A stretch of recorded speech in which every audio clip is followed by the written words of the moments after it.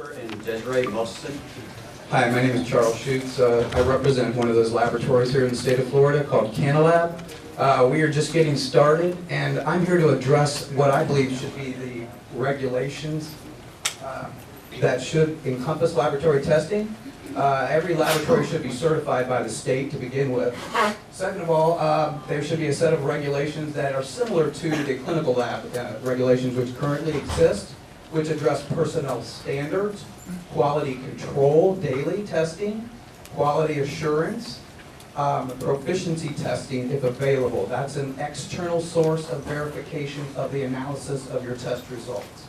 All of these should be in place. In addition, there should be regulations addressing non-ownership of laboratories by these growing and independent organizations have an affiliation with any of these 7 organizations. Thank you. Sheridan Rayford, Desiree Mostyn, Stephanie Matthews. If you can make your way towards the microphone, please. Also, while I have the mic for a second, if there are anyone that would like to yield their time and instead go online to give all of their comments, we are taking comments until 5 o'clock on Friday. You can email compassionateuse@flhealth.gov or go online to the department's website, floridahealth.gov, and head to the compassionate use section. We'll be gladly taking those there if you'd like to yield your time or if you're not comfortable speaking in public today. Thank you. Hello, I'm Desiree Mostyn with Coastal Cannabis. Currently, the laboratory, I'm going to piggyback on that, the laboratory should be independent of any of the growers in Florida. It is the gateway to safe medical cannabis. Florida is loaded with molds, and there's E. coli. What's the true concentration?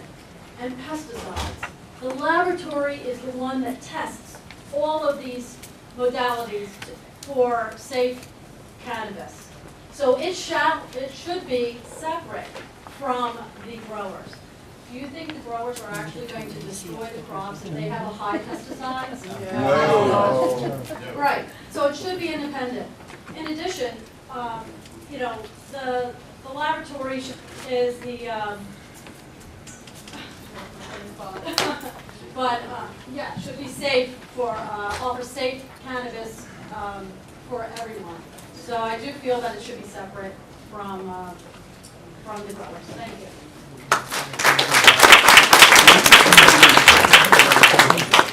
Scott Lewis and Stephen LeBlanc.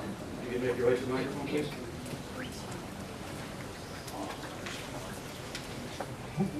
My name is Scott Lewis, and I have a company called Disaster Solutions. I left to a folder up there. It's a related business that I'd like to share the concept of, you've got identification badge requirements within the different bills proposed. This is suggesting an electronic badge. We have to have a trademark on something called virtual badge. Biggest client currently is Florida Power and Light. The uses we've seen are spelled out in the document. It specifically goes towards law enforcement and the idea of being able to do data research and data mining rather than having hardware chip on things. You know, I'm very humbled by the previous speakers, but I just want to suggest you look over that brochure as something that would support this in confidence. Thank you.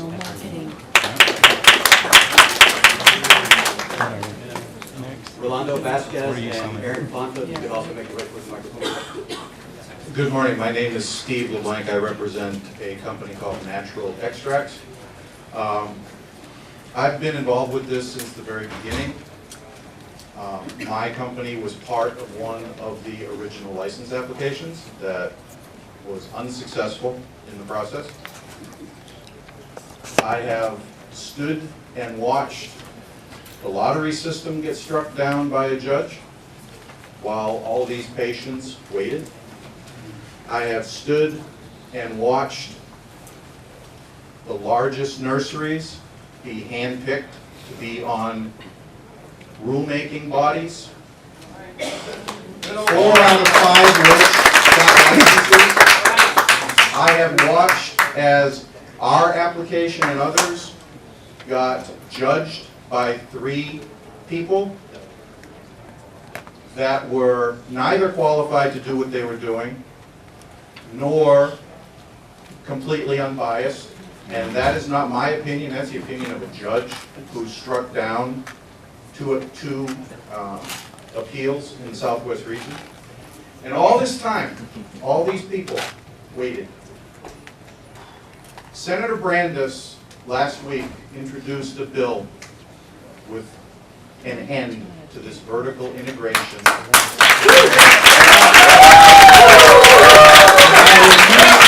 I will use a direct quote from Senator Jeff Brandes to get rid of this state-sponsored cartel.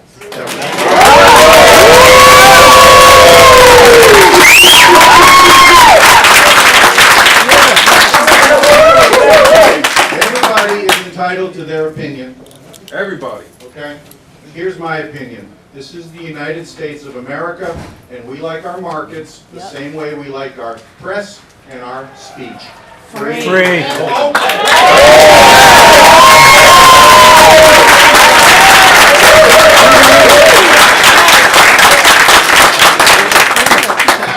Hard to follow up on that one.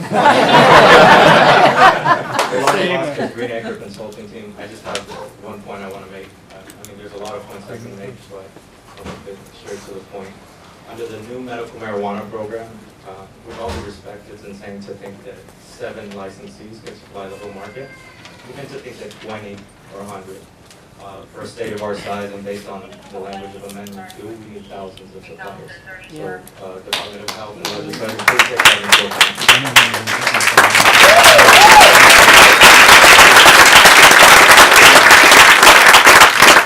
Aaron Blanca, Alex Villegas, Gerald Greenspan.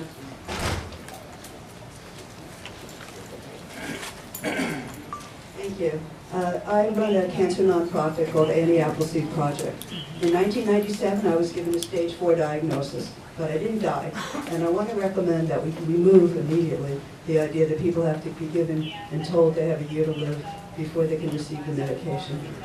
It's absolutely insane and unfair. A very lot of people believe and obey their doctor, and they will die within a year. Maybe they wouldn't if they weren't told on an ongoing basis that they're going to die. They told me in 1997 I didn't die. Okay, I never used medical cannabis because it wasn't available. But if it's a medicine, then why do we need that? We've heard from others who don't need it. People will suffer for no reason, and they will die, and they might not have to. And besides, we think the medication can help them, and they may live. And it's troubling to me that we approach it this way. It's a medicine, treat it as such.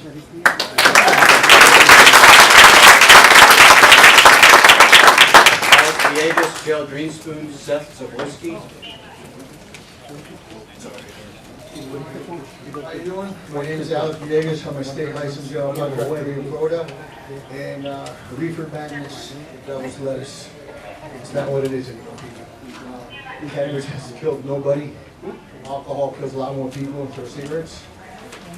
My commute is about 120,000 miles a year. I go back and forth in California and Colorado. I got a couple collectives. And like the gentleman said earlier, if you could say it any better, we're a free market. I own TKO Consulting, TKO Cannabis, which is turnkey operations, and I think we all get a fair shot. Not 7 companies, but 7 hand-picked nurseries in the state. As many people said, there's many, many different strains, there's indicas, sativas, hybrids, and I can sit here all day and lecture you guys on cannabis, but alcohol doesn't affect everybody the same way. Wine, whiskey, agave, it's all different. Everybody needs to try what they like, what they enjoy, and what works for them. That's it.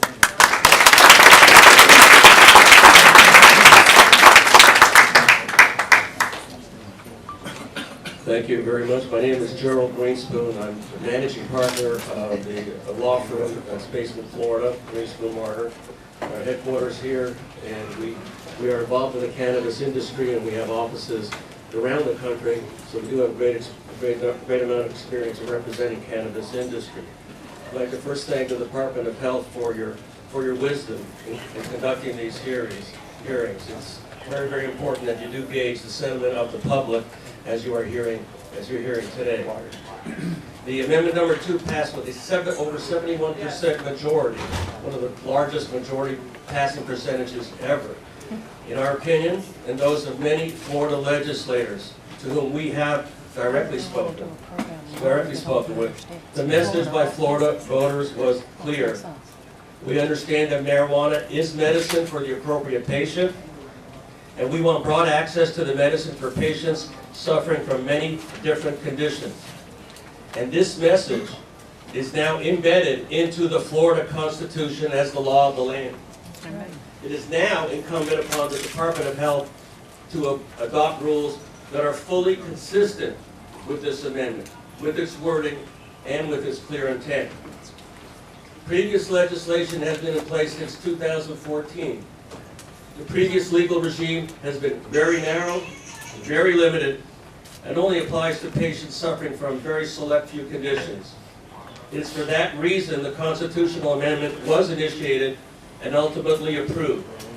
The amendment provides for an entirely new regime and process, one that would allow the medical profession and the marketplace to fulfill patient needs and allow broad access to patients in Florida. It is abundantly clear to us that the proposed rules by the Department of Health do not contemplate the clear language of the Florida Constitution.